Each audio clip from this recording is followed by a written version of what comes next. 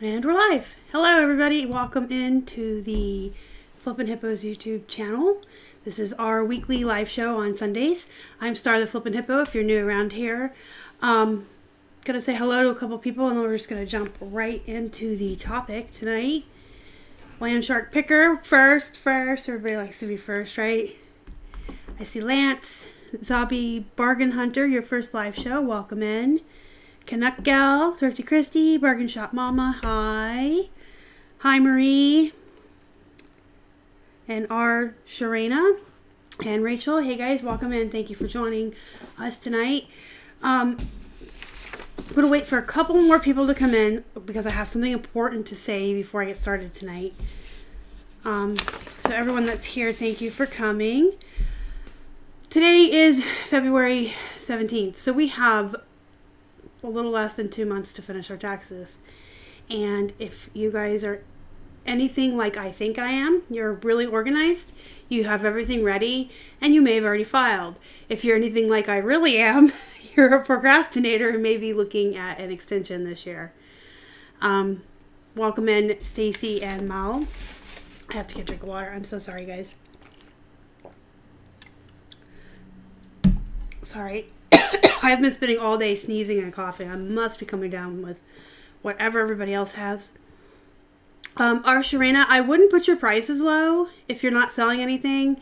I would just take a look at your photos and your keywords, your titles, and stuff like that. So, I guess I've already admitted to you guys that as much as I like to teach others how to be organized and manage your time well, that even I can be guilty of procrastination and letting things pile up. And a lot of times, and I've learned this in life, a lot of times when you're putting something off, the longer you put it off, the bigger it gets. Whether more stuff keeps piling up on top of it, or it just seems to be bigger and bigger to you the longer you wait. Things get bigger the longer you put them off. And then it gets to the point where you feel like you can't even tackle it in one sitting, and then you're faced with trying to break it up into different parts, and it just gets so overwhelming that you continue to procrastinate. So we're going to talk a little bit about how to avoid that tonight. Before I get started, I want everyone to know right off the bat, I am not a tax expert. I am not an accountant. I am not a CPA. I am not even good at math. So I am not giving any tax advice tonight. I'm here to simply help people figure out how to organize all of the items and paperworks and things that go with taxes, and how to manage your time and become organized so that you can get through this year's filing and next year be ready and be ahead of the curve and not be behind or feeling stressed out. So I am only here to help you with the time management and organization side of taxes. I'm not here to give any advice. I'm not even good at math, so I will just put that out there. Keith's our math guy. So we're going to talk about how to avoid getting behind first, and then we'll move into the, if you're already in the weeds this year, how to get out of the weeds. So one thing that you can do to avoid getting behind, thank you for subscribing, Greg. Your Hungry Hippo will show up in a second here for you. This applies to this year moving forward. If you guys are already in the weeds, there's Greg's Hippo. If you guys are already in the weeds or you're already behind, the only thing you can do now is come up with a better system moving forward in 2019. So next year, it'll be easy for you. And we're only in February, so we're only 2 months into 2019. So if you come up with a good organization system and time management system, then it's not lost. You haven't lost yet. We're only 2 months in, and it's really super easy to get caught up and get a good system going this early in the year. I will say that last year we had already filed, and for the most part, for the first half of 2018, we did exactly what I'm about to tell you. And I'm not one to make excuses, but things did happen that were out of our control. And because of those, I allowed the feeling of getting bigger and bigger pile up on us, and we just got really, really behind, and then neither one of us wanted to touch it, and now we're, faced with being in the weeds. But we had already filed like in mid-January last year. So 2017 was good and half of 2018 was good, if you kind of listen to what I'm about to tell you guys. So what you need to do, number one, is you need to designate time to work on your accounting every day or once a week, twice a week, however much you need. If you're a hobby seller and you don't sell that much and you don't go sourcing that often, you could probably get away with setting aside like 15, 20 minutes once every couple of weeks to work on your accounting. If you're a full-time reseller, you probably need to sit down at least once a week at the minimum. And I know that there are people who do it every day. Like as soon as they get home with their receipts, they're putting them in, they're putting their mileage in on their apps in their car. That's probably the best way to do it.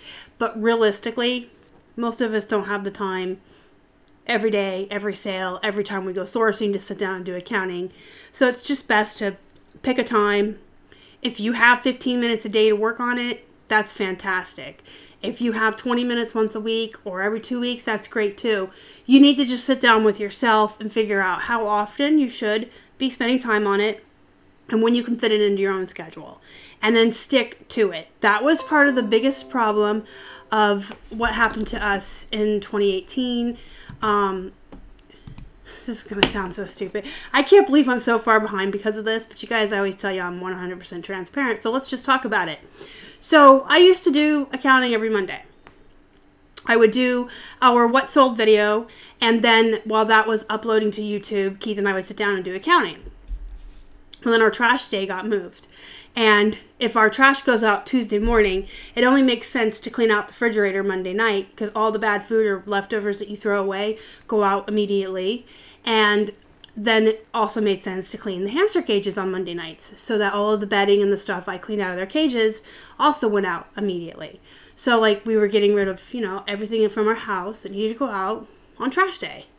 And then I kind of floundered around trying to find another day because Mondays worked perfectly for so long. And I just never found another day or afternoon or time that worked really well. And then we went to Vegas to eBay Open and came back with hotel receipts and airplane receipts and all these things we needed to file and claim. And it just got bigger and bigger. And I started to try to get caught up. And then we went to Florida and it just got bigger and kept going downhill from there. But what set us off in the first place was that the night I had set aside that had always worked, I had to dedicate to something else because it made sense in our lives to clean the fridge and the hamsters the night before trash went out. So, there you go. I'm human. It happened. It can happen to any of you. So if you're behind, if you don't have a good system, I am not judging you. Trust me, I am the last one to judge anybody. And I understand 100% how things can happen. Things can just happen in life. If you lose your perfect day, every other day probably had something else going on that was perfect for that day. And it's hard to rearrange your schedule and make things work when they were already working.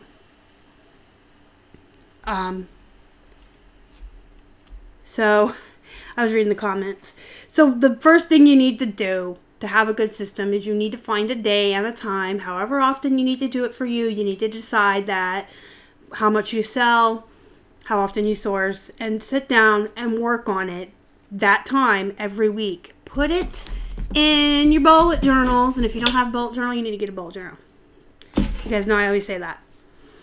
The other option is you can do some things as they happen. So you don't have to save things up and wait for your designated time to work on it, which was another pitfall of ours that we did. There are plenty of things that you can do as they're happening that don't have to be set aside and pile up until you get to it. If you have GoDaddy, which we have, GoDaddy Bookkeeping, they have an app you can put on your phone that you can do your miles in the car. It's that easy. Just, you don't even have to keep track of it on paper or anything. You just open up the app, you put in the miles you went. It figures out the amount you can claim based on whatever amount the government gives you per mile and keeps it on this app for you. And then it goes into the GoDaddy Bookkeeping. So that's something you can do as it's happening. You can just do it in the car. Your yard sale receipts, estate sale receipts, any kind of place that you're shopping where you don't get an actual receipt and you're writing out your own. And if you're not, you should be. You can get the receipt books at the Dollar Tree, the Dollar General, Walmart. They're just the little flip top books that like the old timey receipts.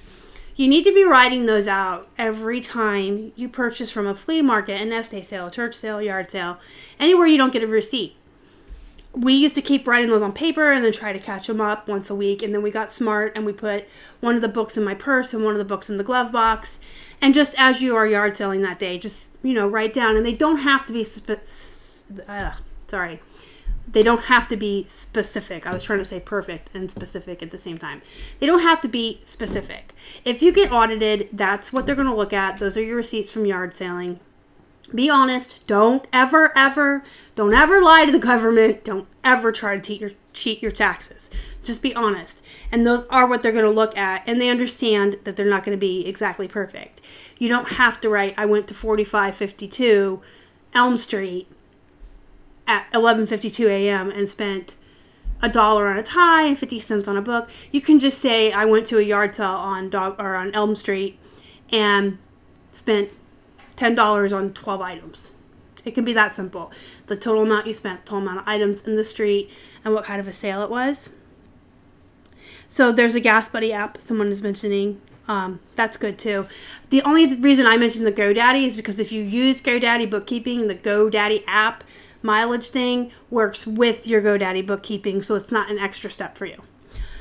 So write your receipts as you go. If you don't have a partner, I know it's a little tougher. You have to kind of remember each time that you get back into the car to write it out. Fortunately for Keith and I and any of you out there that maybe have a partner, or even if your spouse goes with you to the yard sales and isn't necessarily involved in the business, they can still help you out. One of you drives, one of you opens the book, says, I bought 10 items on Elm Street at a yard sale and it cost me $8. So keep the receipts as you go, the mileage as you go. I do know that if you use QuickBooks, they have a scanner for the receipts. You can do those. I think GoDaddy has one. I don't use it if it does, so I don't know if it does because I am a dinosaur. Sorry,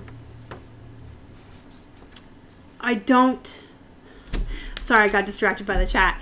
I am a dinosaur, and I don't want to scan my receipts in and count on something else doing it for me, which is dumb because in today's day and age, we should all be doing that. But we keep ours, and they get paper clipped together, and then they have a Post-it note stuck to each pile, and it has the month and the year.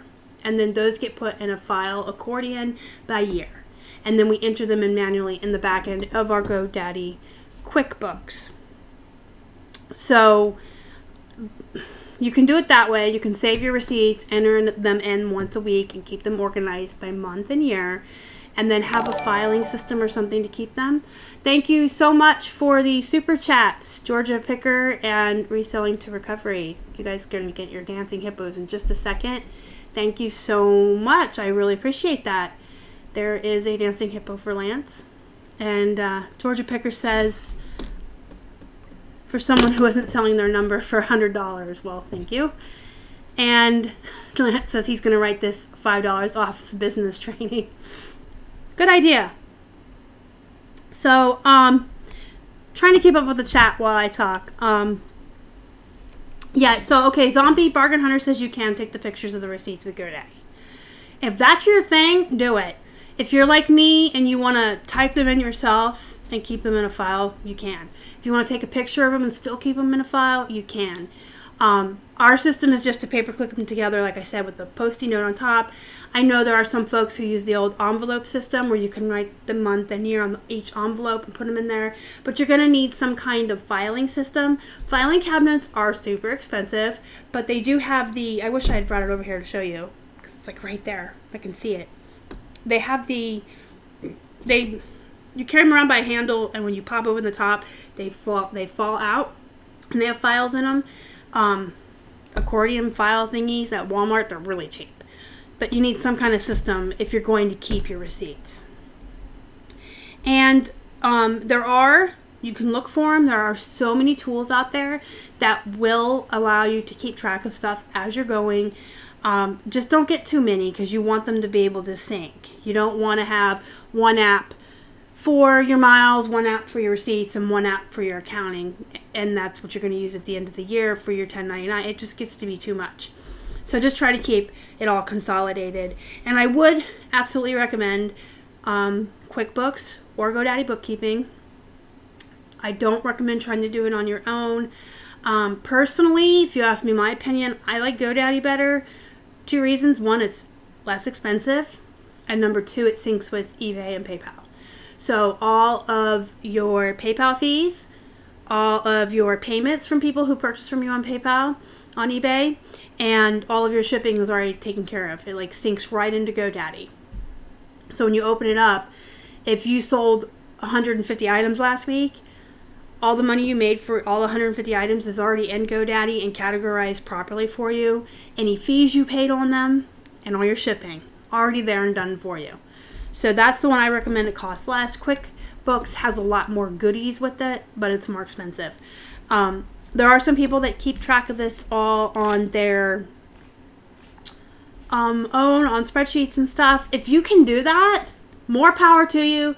Have at it. Save some money. Don't pay for a program and keep track of it yourself. I just would rather have a program that does it. I think it's more reliable.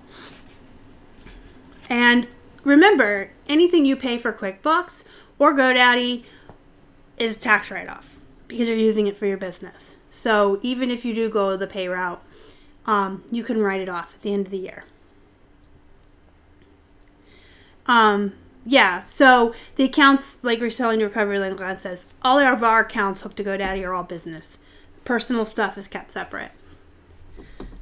I'm trying to see. Okay, so that's how you can keep track of things as they happen. And then keep track of your bills. Just keep track of stuff, okay? Because this is another downfall. And I don't want you guys to fall in the pitfall Keith and I fell in. Some of the reason we're behind is because, hi Justin, thank you for coming. Better late than never. When we went to eBay Open, for instance, and we purchased the flight and the hotel, we came home, and the whole trip is a write-off. If you guys go to eBay Open, by the way, it's under conferences. We had all the receipts for all the food and the lifts and the... I'm having a total brain fart on the other place you call for a ride. Uber. So we came home. We had all these receipts from Vegas for everything we did there. We saved everything. Even some of the entertainment is a write-off. It's called Meals and Entertainment. But we never printed off the airplane stuff and the hotel stuff. And that's just something that got put aside. So if you do travel and it's going to be a write-off, make sure you print out your receipts for your flights and your hotels and all that so you have it on hand. So when you sit down during your designated time, you can put it in. And there's other stuff, like if you pay for QuickBooks or GoDaddy, or if you have a website associated with your business, or you buy business or thank you cards from, say, like Vistaprint, those are all receipts that you have to print out on your own. They usually email them to you and you can print them out. But make sure you're printing out all the receipts that you need to be printing out and keeping a hold of them so you can put them into your books when it's time. And not be like, oh man, now I got to spend an hour chasing down 6 months worth of stuff that I should have printed out. Just do it while you're going and it'll be easier. Yeah, and do double check your categories in GoDaddy. You can even set up your own categories in GoDaddy. And one thing I do want to mention, if you use GoDaddy, they have one that's uncategorized. So it does like pull payments from PayPal and it'll put this in this categorized place. And you just have to go through it and assign them where they should be. So if you bought like a mannequin and it didn't know where to put it, you can put that in supplies. And the other thing they do that I thought was weird, they pull everything, so you do have to be careful. I shouldn't use the word weird. It's annoying. So when we go purchase stuff with our store coupon, we get $50. We usually spend like 52 to 60, and then we just PayPal the rest. So the whole charge comes through on GoDaddy in the back end on the uncategorized, and we can't claim that first 50. You cannot claim that first 50 for supplies because you didn't pay that. That was a coupon. So you have to just leave that, not file it into your taxes, and just put the difference in that you actually spent. And then be organized. Again, I did mention having like a filing system, whether you have a filing cabinet or an accordion file or envelopes in a shoebox, but have some kind of a system that's organized for you. You're never going to be the same as anyone else. And I always like try to tell people that when I teach people how to organize, which is why I disagree a lot with certain shows on Netflix and Hoarders and all them, because they'll show you how to organize the way the person's teaching you how to organize wants you to organize, and not everybody's brain works the same, and not everybody's thinks the same. So what works for me may not work for you. You have to be organized, but you have to do it in such a way that will work for you and with your brain and your personality and the way you are. If you don't like filing cabinets and you like envelopes and shoe boxes, that might work for you. Other people might look at envelopes and shoe boxes and think, oh my gosh, I can't stand it. It has to be in folders. But I can't tell you how to organize for yourself. You just need to be organized. I can tell you that. I can tell you to put everything in one spot. Don't have like half of your tax items in your office, half of them in the eBay room, half of them in your desk drawer, half of them in your car, half of them under the printer or whatever. Just have them all in one place. So when you sit down every week to do your books, and when you sit down to file your taxes at the end of the year, you have easy access to everything all in one grab. And then here is a suggestion. You guys can file quarterly, and that kind of forces a readiness. If you know you're going to be filing every 3 months, then you're going to be forcing yourself to consistently be organized and consistently be ready to file. Again, I am not by any means an expert, and I cannot give any tax advice. I can tell you that we don't file quarterly. If you make X amount, you'll have to check with your own accountants. It's X amount, and you pay a fee if you don't file quarterly. I think either we don't pay the fee or we just don't care because we don't want to file quarterly. But that's a way you can kind of avoid the pitfall of being disorganized.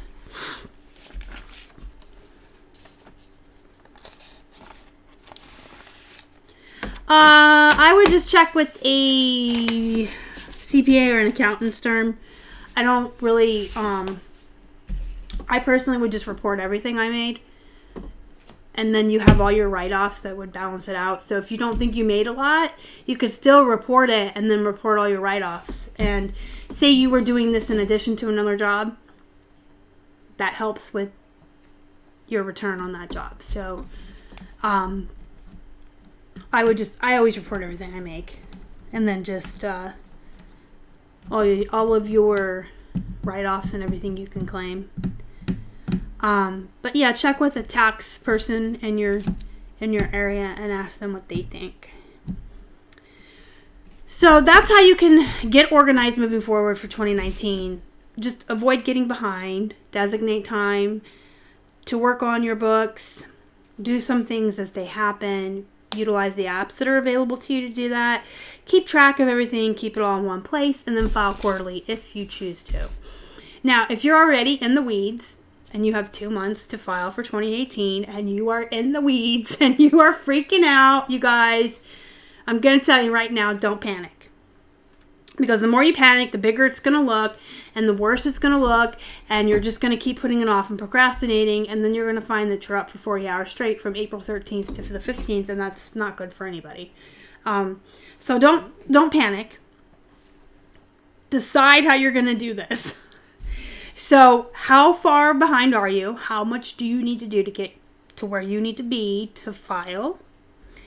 And decide what will work better for you. Are you the kind of person that can do a little bit every day, 15 minutes here and 15 minutes there? Or are you the kind of person that needs to just sit down and focus on one thing at a time and get it done? Once you decide how you need to work on it, you need to come up with a plan. Get a trash bag. I don't want to tell you that I have more than a trash bag, but I do. I have rooms, desks, plural, file folders, plural, tons of travel stuff and hotels to print out. We are really behind. But we're doing, what I'm about to tell you to do is what we're doing. So, we laugh about it because it is kind of funny. It's funny that someone is as organized as me and as time management consciousness as I am, and my bullet journal, that I can get this far behind, but it does happen. And I did learn one thing from watching hoarders. They say if you have a compulsive personality or like OCD and you like everything neat and orderly, the minute something gets out of control, if you feel like you can't make it perfect, you let it get worse, because you just can't make it perfection in a little bit of time. So whatever it is just keeps getting worse and worse and worse until it's out of hand, because the OCD personality makes you want to just sit and make it perfect.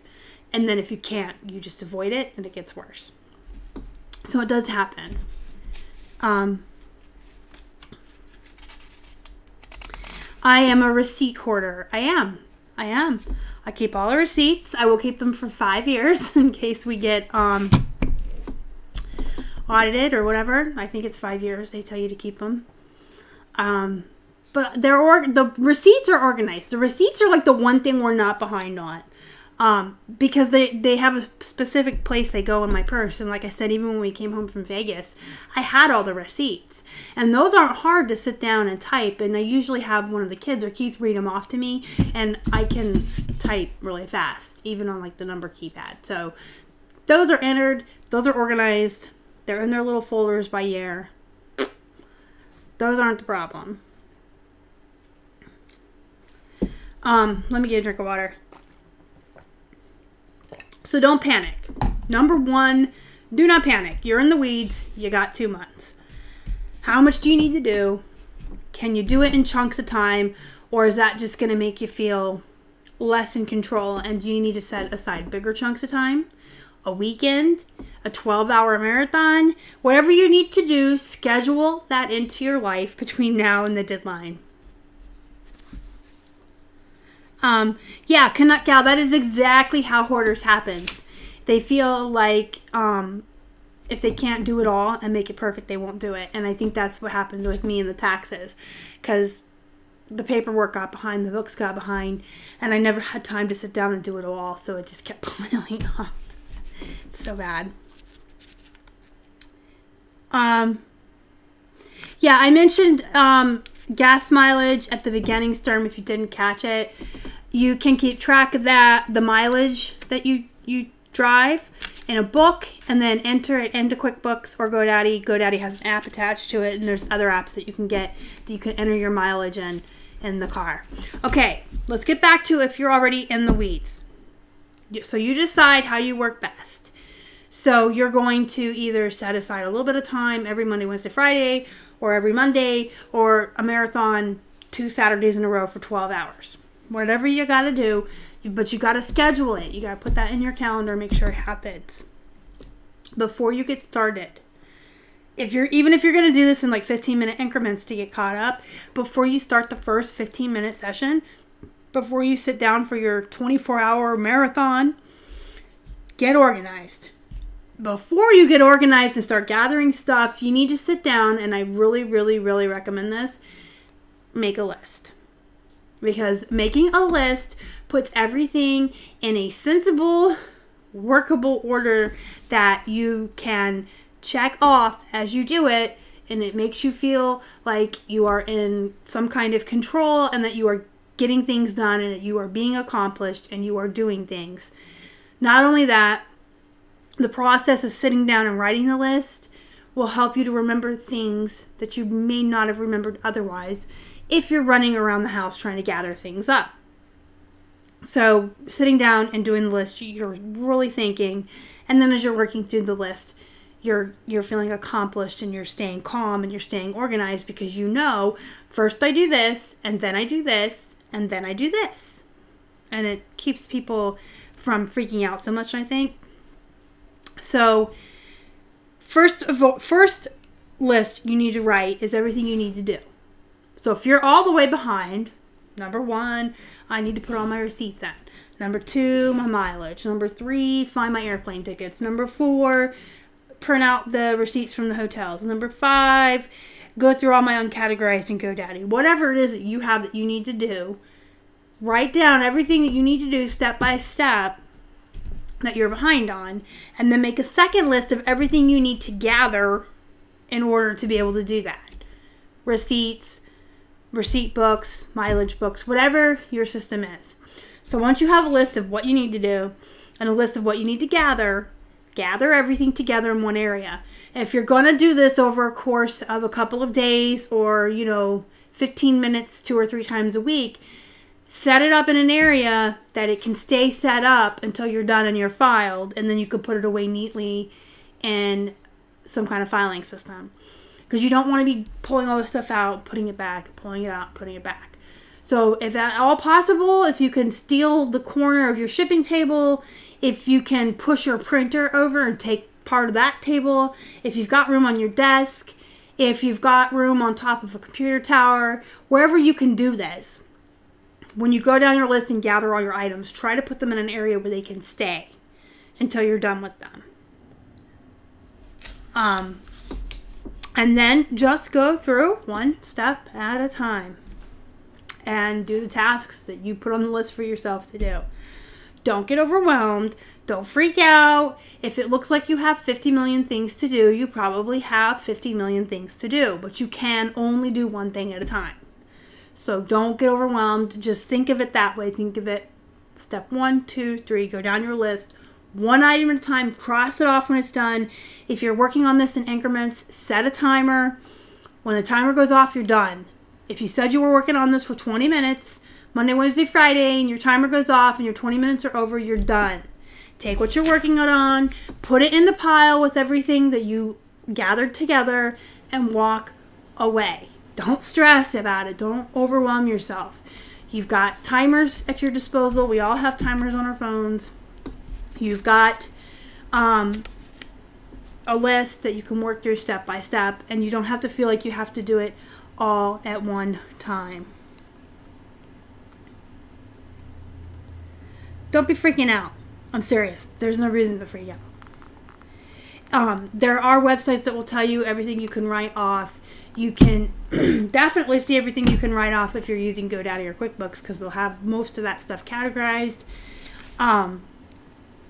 And then if you use like H&R Block or whatever, that will tell you what you can write off. Well, then you will probably get Sturm. You'll probably either break even or get money back, but there's no reason to be freaking out. As long as you write off everything that you can write off and you've already paid in from your full-time job, you're going to be okay. You don't end up owing $10 or $20 or $30 or $40,000 on your taxes unless reselling is your full-time job. And then you sold all this stuff all year and you owe on it. Hi, Bill. Hi, Dave. Thanks for popping in. So, okay, I want to get down this list, and then I want to finish this, and then tell you guys one more thing. So, don't get overwhelmed, and don't be afraid to ask for help. Like, your kids can help you. You don't realize how awesome it is to have somebody sitting next to you. If you're like me and you do the receipts yourself, you can have somebody sitting next to you reading off the receipt. May 15th, Goodwill at Cheswick, Goodwill in Pittsburgh, 12 items, $10. Just if that helps, instead of you trying to do it, you could have somebody going through the receipts for you and reading them to you while you type it in. You can have somebody organizing the paperwork in order for you so that when you go to put it in, it's all in order. But yeah, don't be afraid to ask for help. There's like a lot of things that kids and spouses that aren't involved in the business can do to help you that you don't realize. They can read stuff off to you. They can organize papers. Heck, you could even like invest your husband to bring you a coffee every couple of hours or a glass of water. Just check in on you. Make sure you don't need anything to drink or a snack. Make sure you're alive, not buried under papers, right? My Poshmark sales are not what they normally are this time of the weekend. I don't think we get a 1099, honestly. I think you have to go into PayPal on your own. I remember doing that last year. You have to go in on your own and print it out, I believe. Okay, so if you run out of time, let's say you follow everything I said to do. You take a deep breath. You don't get overwhelmed. You're calm. You make your list. You get everything together in one area. You make your next list. You start going down it one step at a time on your designated days or times that you chose that you're working on this. You've enlisted help. And it's April 14th and there's no way in hell that you're going to be done. Guess what? There's nothing you can do about it. But you can't ask for an extension. So hi Colleen, thanks for coming. So I guess my point is, like, don't put it off to the point where you would have to. Try to get it done. But if you can really tell you're not going to get it done, it's not the end of the world if you have to ask for an extension. You are not a failure. You are not a piece of poop. You are not a piece of crap or a human being that failed at life. I mean, it happens. I know some really good resellers who have asked for extensions in the past. And I know some people who are on top of their game all the time and really good at this stuff who have asked for extensions. It happens. We are human beings. So if you clearly can't make it, don't be afraid to ask for the extension, because honestly, it's better to ask for the extension than to get in trouble with the government or the IRS. It's better to admit, I'm not going to be ready on time. Can you please give me this extension until October, I think it is.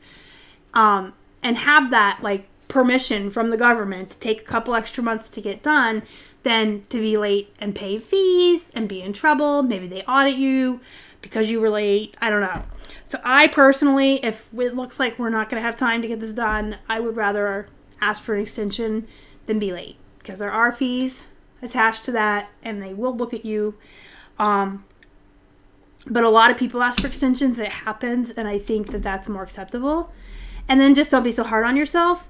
But make sure that you stop the procrastination and do better next year. Just set yourself up for success next year. If you're in the weeds right now, things are looking rough. It's only February. So when you get done with all this, you can set yourself up for success next year. And moving forward, you can introduce new habits and better time management and organization in your life so that it doesn't happen again. But if you end up having to ask for the extension, don't feel like you failed. You're just doing what you have to do legally to stay good in the eyes of the IRS. You don't want them looking at you. And you don't want to be paying extra fees. We pay enough fees to eBay. We don't need to be paying fees to the IRS too, right? So the one thing I did want to say is, if this is your first year filing for your reselling business and you've never done it before, I would 100% recommend getting some help from a professional. Get a tax accountant, a CPA, and get them to help you file the first year. It does cost a little bit of money. It will be a write-off next year for you. So that's good, right? You pay them this year, you can write it off next year. It does cost some money, but it will help you in the long run. I really feel like it will. I feel like if you're new to this and you are floundering about, you may not know all of the breaks out there. You may not know everything that you can write off. You may not know the ins and outs of how to do the 1099 or all the other things that come along with it. If you can claim your house, if you can claim food, all that good stuff. So the first time, pay for professional help. Pay attention to what they're doing, ask a lot of questions, and then you can do it yourself from there on out. Lance is recommending TurboTax Small Business. If you are good with taxes, if you're already an accountant, obviously, or CPA, or your spouse is, then probably not. You don't need to hire someone. If you have been filing your own taxes for years and years and years and years and you feel comfortable, I would use something like TurboTax or H&R Block Online that will walk you through it and ask you all the questions for the write-offs that you have as a business owner. But if you are completely 100% new at this and have no idea what you're doing, I would recommend spending the money to get the help, at least for the first year. And then you can do it Yeah, that's what I just added, Lance. If you are experienced, you can use TurboTax, but I can't stress enough how worth it is, how worth the money it is, to get the help, at least for the first year. And it can be expensive, but it's definitely worth it. Most people that pay for it the first year will tell you that what they paid for the professional help from the tax accountant or the CPA was well worth the additional write-offs they got and all the things that they learned and everything that was pointed out to them that they could use as a write-off. And then, like I said, pay attention to what they're doing. Actually watch them, ask a lot of questions, and then, you know, from there you might be able to do it yourself next year. Or maybe you're just someone who always wants to pay someone to do it for you, and that's fine too. There's nothing wrong with that. There are people in this world who provide services, and if you're willing to pay for those services for things that you don't want to do, nothing wrong with that. Pay someone to do your taxes, clean your pool, mow your lawn, clean your car, whatever. There's people out there that do stuff for money, and there's no shame in paying people to do it for you if you don't want to. But I would absolutely recommend at least the first time. Definitely get some help. Because there are a lot of things out there that A, you could mess up and potentially, you know, hurt yourself if you were audited. And two, or B, did I say A or one? Whatever. The second point is, there's a lot you guys can write off, and you need to learn that. Because if you're not taking advantage of the breaks the government gives business owners to make taxes a little bit easier on them, then you're not doing yourself a service. You are doing yourself a disservice, because now you're paying more in when you don't have to. There are laws and things and write-offs in place for people who own their own businesses to help them out. And so you should be utilizing all of them. I love having my car mowed. Me too. I pay to have my car mowed and my lawn cleaned. That's what I pay for. Yeah, that's a good point too, Lance. And like I said, everyone I know that has ever paid for help will tell you it was well worth it, because what they paid was less than the additional breaks they got in write-offs just from learning. So you guys, if you have any more questions, go ahead and shoot them over on the right. I will do my best to answer you guys. I'm pointing at you with the pen.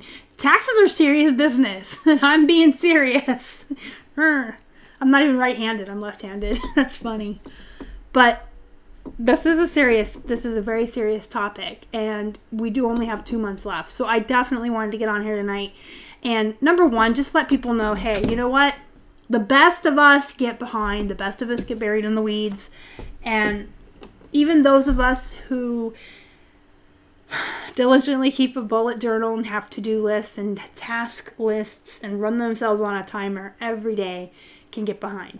Happens to the best of us. And then you just have to come up with a game plan on how to climb out of the hole and stay out of the hole for next year and set yourself up for success. And then, you know, just understand the mentality sometimes of how come you got behind. Why did it happen? What happened? What was going on in your life? What were you thinking? Did you lose the day you used to work on it like we did? But a lot of times, if you get, not just with taxes, but if you get behind on anything in life or you feel buried by something, if you stop and think about, well, why did that happen? What happened? If you can determine the reason for it, you can avoid it happening to you ever again.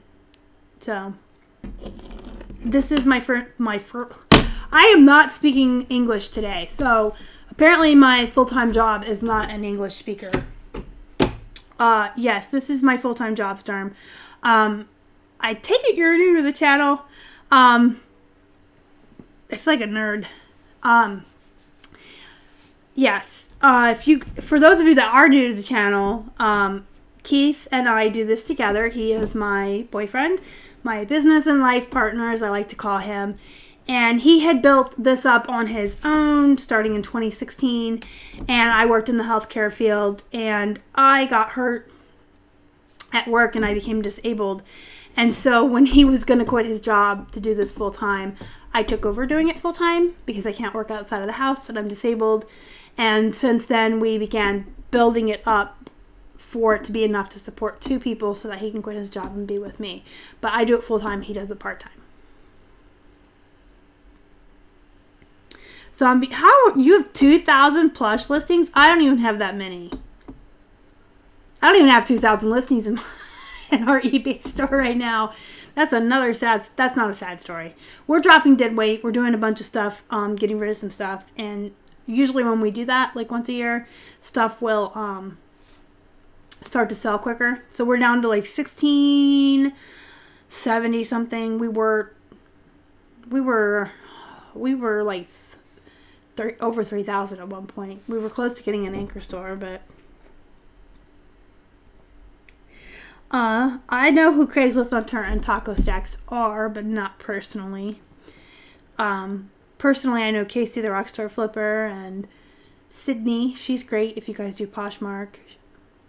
And of course, I know Justin of RVA Flips. His first YouTube appearance was on this channel, guys, if you didn't know that. Don't be promoting RVA Flips on here, Lance. I'll do it. Yeah, Casey the Rockstar Flipper is pretty awesome. We learned most of what we know from him. And then Sydney, we learned Posh from. But we bought a bunch of Beanie Babies in the beginning, too. It's fine. So, if you guys have any more questions, let me know real quick. Or I'm going to let you guys go a little bit early tonight. I think, I don't know what is happening, but everyone I know is sick. And, like, I've been coughing and sneezing, like, all day. And I feel like my throat is, like, I swallowed a cactus and it's, like, stuck in there. No matter how much water I drink, it's like...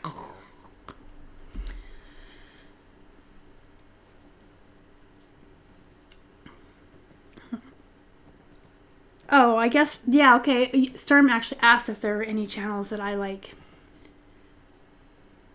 I also like Katie Silverberg and Vicky. They really know a lot about vintage. I've learned a lot about them, about vintage from the girls. And then Tim Hex Treasures, he knows a lot about vintage, although his videos are a little different. Trying to think. I know I watch more than that. Dominic, Primetime Treasures. Colleen says she's sick. Yeah, I feel like everyone is sick. You're welcome, Sturm. That's what I'm here for. Keep the internet. I thought I wasn't going to get it because I work from the home. This is the home. We live in a Victorian house. So yes, it's the home is the estate. And Keith isn't sick. Usually I won't get sick unless he gets sick, but a little different. I'm just trying to be nice. Tim of Hex Treasures is very knowledgeable when it comes to vintage, but his channel is the opposite of mine. Is that a nice way to put it? Like, I'm very family friendly, PG rated. You can watch my shows with your kids in the room. I would not watch his until after dark when your kids are in bed.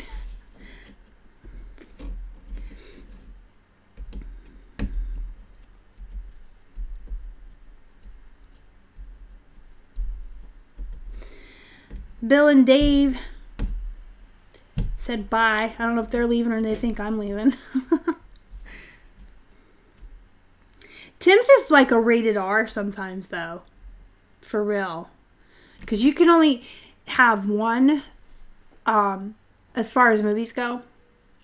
In a PG-13 movie, you can have very limited violence and one F-bomb. You have more than one F-bomb, it's R. Period, boom, done. Yes, NC-17 is probably about right. Mine is probably considered G-rated, not even PG.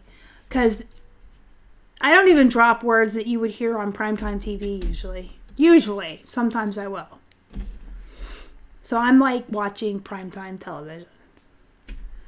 Anyways, guys, I'm going to go ahead and wrap this up. The chat seems to be slowing down. I don't see any questions. If you guys think of questions later that you forgot to ask, go ahead and come back after the video has posted to the channel in the replay and you can comment on it. I do actually answer each and every comment that we get on the channel. Sometimes I get really behind though, and it takes me a day or two to get caught up. So if you do leave a comment on any of my videos and you don't see it show up for a while, it's because I'm behind.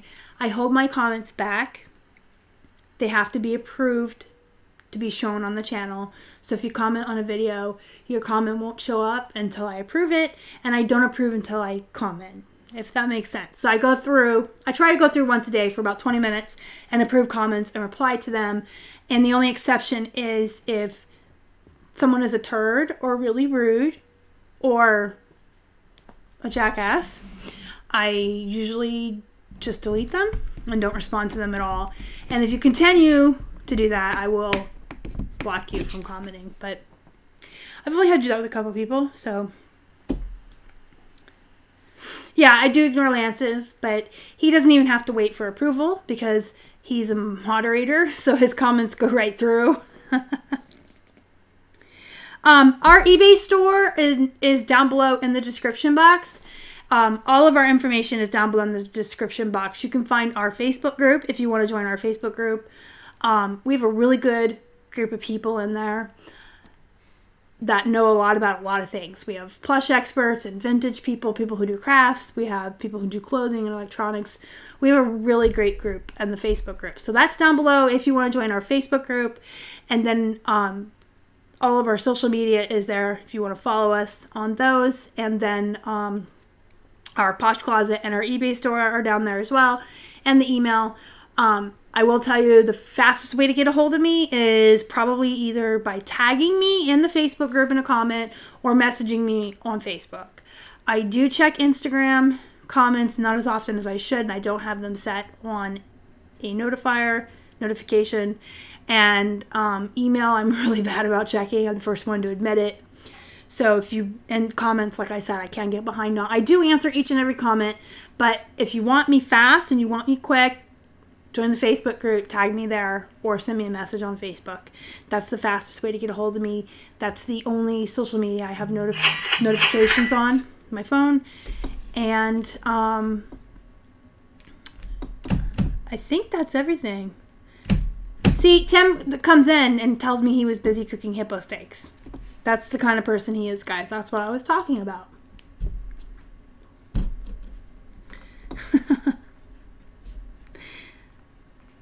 Oh, no, Storm, it's fine. I just wanted to let everyone know that there's like tons of information down there in that box. All our social media, every way to reach us. Posh Closet, eBay store. We're an open book, dude. I love you, Star. Fangirling. Yeah, that's why you talk about cooking hippo steaks. Alright, guys. Thank you for coming in. You guys know I say it every week, but time is money, and I appreciate you spending an hour with me every week. It means a lot to us. If you guys think of anything later, go ahead, leave your comments, and join our Facebook group. Smash the like before you leave. I just noticed I have a dislike already. Those work just as well. Thumbs up, thumbs down, helps our channel, so whatever you want to do. And subscribe to the channel if you haven't already and help us feed some hungry hippos. You guys hit the bell so you're notified when I come out with new content. And go be productive. Have a wonderful week. Go make some money. And I will see you guys next time. Thank you again for showing up. I love you guys. See you later.